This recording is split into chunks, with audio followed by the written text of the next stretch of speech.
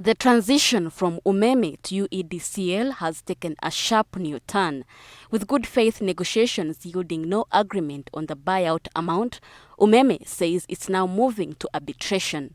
We have already notified the officer in charge, or the office in charge contractor, which is the permanent secretary and the secretary of the treasury, of A, end of the good faith negotiations, B, nothing material came out of those, and C, we are escalating to the next step. And as you may have read in our press release, next stage where we are, our total dispute amount claim is $292 million. And in due course, the necessary steps will be followed to ensure that we close this dispute accordingly. The government has already paid $118 million, what Umeme considers part of the payment.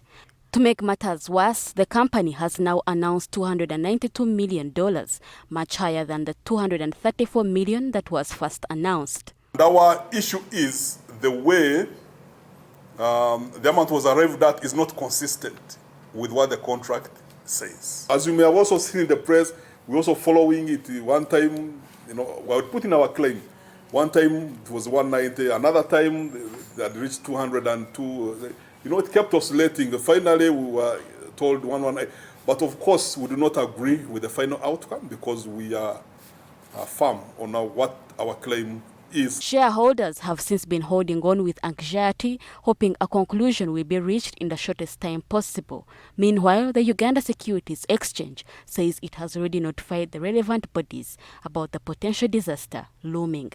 We met with the Ministry of Energy, we met with the Ministry of Finance, the specific department under Ministry of Finance, that's the Financial Services Department, where we directly report through CMA. So they're fully aware of all this information and what the implications would be in terms of the capital markets, because our role is limited to the capital markets and the impact.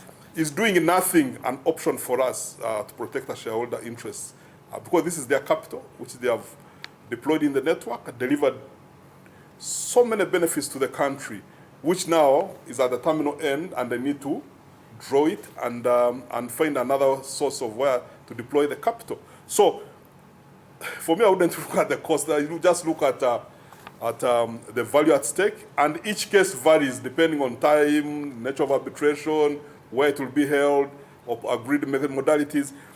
And as we have indicated in our press release, we are open to government at any time as we go through this legalistic process. Possibly we can agree, as Trump says, you can agree a deal and you close the matter. It's not yet clear how long or when the arbitration process in London will begin. But if it goes ahead, the government risks paying much more than it had initially budgeted. Ronah Nahabwe, NTV Business.